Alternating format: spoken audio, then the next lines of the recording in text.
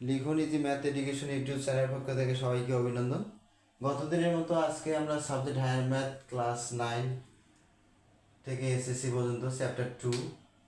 তো আজকে গতদিন আমরা ক নম্বর সম্পর্কে আলোচনা করছি, আজকে খ সৃজনশীল খ সম্পর্কে আলোচনা করব।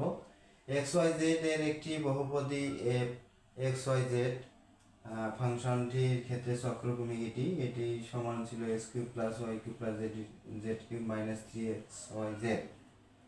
তো খ নম্বরে বলছে যে এই যে এক্স ওয়াই জেড আছে, একে একটি বহুপদী যে চক্রক্রমিক রাশি ছিল একে উৎপাদক বিশ্লেষণ করতে হবে। অঙ্কটি অবশ্যই গুরুত্বপূর্ণ, আপনারা সবাই মনোযোগ সহকারে অঙ্কটি করার চেষ্টা করবেন। এবং যদি f x y z equal 0 হয়, শর্ত যে এইটা ইকুয়াল 0 হলে x y z equal not 0 হয়, তবে দেখাও যে x square plus y square plus z square equal x y y z plus z x. তা যেহেতু আমাদের f x y z equal 0, এটা 0 হওয়ার কারণে আমাদের এই মানটা সমান 0 লেখা যাবে।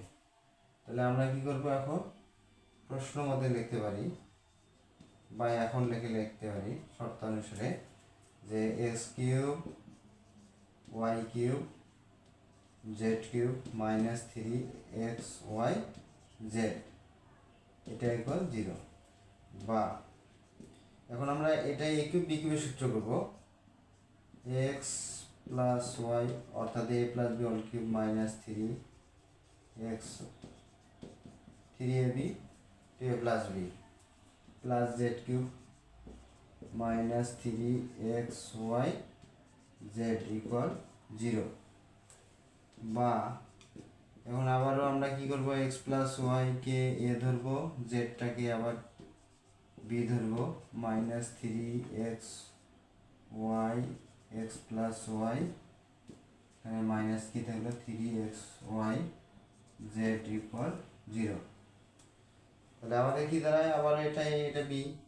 তাহলে আমাদের এ কিউব বি কিউবের সূত্র হলো কি, আবারও আমরা জানি কি যে এ প্লাস বি মানে এক্স প্লাস ওয়াই, বি মানে হলো জেড। এরপর আছে যে এ স্কোয়ার, এ মানে হলো এক্স প্লাস ওয়াই, তার উপরে এ স্কোয়ার দিলাম মাইনাস এ বি।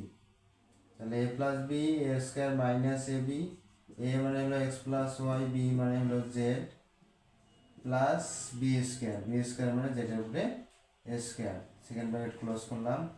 আর এখানে 3xy, এখানেও 3xy আছে, তাহলে মাইনাস 3xy নিলাম কমন।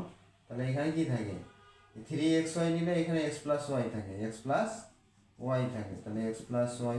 আবারও 3xy নিলে কি থাকে, z মাইনাস জেড থাকে, বাট এখানে মাইনাস সাইন কমন নেওয়ার কারণে এখানে মাইনাস হয়েছে প্লাস জেড আসে, ইকুয়াল আমাদের কি আসলো 0 আসতেছে। তাহলে এরপর আমরা নিচের লাইনটা একটু উপরে লিখি বোঝার ক্ষেত্রে। আচ্ছা, এখন আমরা তাহলে এখানে আমাদের এক্স প্লাস ওয়াই থাকলো, x plus y plus z রাখানোর পর এখানে আবার কি সূত্র, a plus b whole square সূত্র, a square twice a b plus b square. আচ্ছা, এরপর কি মাইনাস ছিল, মাইনাস এক্স দ্বারা জেডকে গুণ করলে কি আসছে মাইনাস জেড এক্স। তারপরে এখানে মাইনাস দিয়ে প্লাসকে গুণ করলে মাইনাস আসে, ওয়াই দ্বারা জেডকে গুণ করলে y z plus z square plus z square. এরপর কি ছিল, minus 3xy into x plus y plus z equal 0। অর্থাৎ এই সাইডের যে লাইনটা হইতো সেই লাইনটা আমরা এখানে লিখলাম, নিচে লিখলাম। আচ্ছা, এখন দেখা যায় এটা মিশাই দিলাম,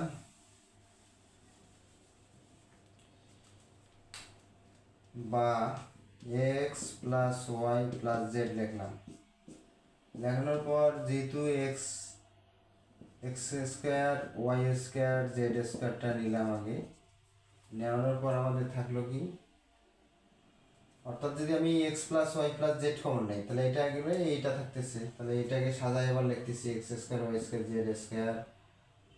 আর এদিকে থাকলো আমাদের 2xy প্লাস 2xy আর এখানে minus z x minus y z, আর এদিকে আমরা আবার এখান থেকে x plus y plus z যদি নেই তাহলে শুধু মাইনাস থ্রি এক্স ওয়াই থাকে, minus three x y z equal zero.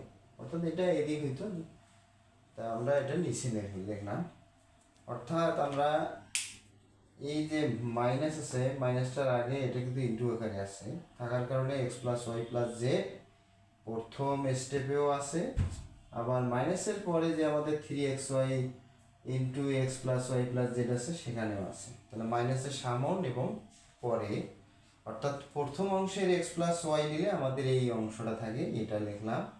অর্থাৎ একটু সাজায় নিছি, x square y square z square, এদিকে টু এক্স ওয়াই, এরপর z x minus y z, আর প্লাস জেড স্কোয়ার তো আগে নিছি। এরপর মাইনাস, যেহেতু আমার three x y into x plus y plus z এটা কমন নেওয়ানো, তাহলে কি থাকে শুধুমাত্র মাইনাস থ্রি এক্স ওয়াই থাকে, মাইনাস থ্রি এক্স ওয়াই লিখলাম। অর্থাৎ x plus y plus z common নিছি, নেওয়ানোর পর বাকি রিমাইন্ডার যে টার্মগুলো থাকলো সেগুলো লিখলাম।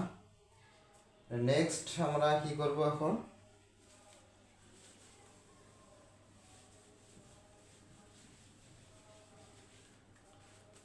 আমাদের এখানে শর্তে ছিল যে x plus y plus z equal not zero, অর্থাৎ এর মানটা জিরো হবে না, অর্থাৎ এই মানটা জিরো হবে না। তো এই মানটা জিরো না হওয়ার কারণে তাহলে আমরা কি করব, এই জিনিসটা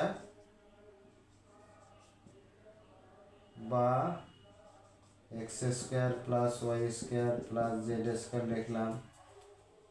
এখানে কি আছে, এক্স ওয়াই ছিল আমাদের তিনটা, প্লাস এখানে আছে দুইটা, এটা কিন্তু জেড না, এটা টু, এটা হলো আমাদের কোফিসিয়েন্ট টু।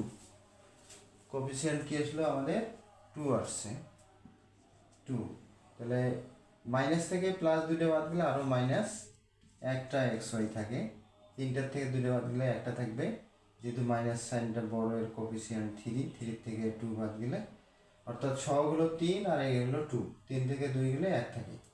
এখানে মাইনাস জেড এক্স বা ওয়াই জেডটা আগে লিখলাম, y z minus z x equal zero.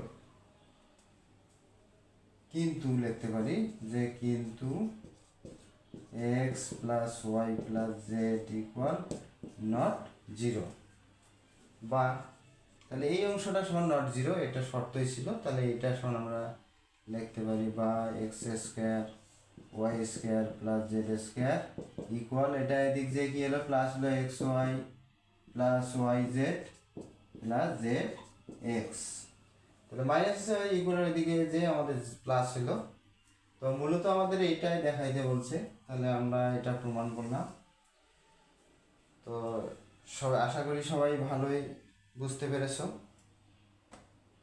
সবাইকে শেষ পর্যন্ত দেখার জন্য ধন্যবাদ। এরপরে কথা হবে অন্য কোনো ভিডিও নিয়ে।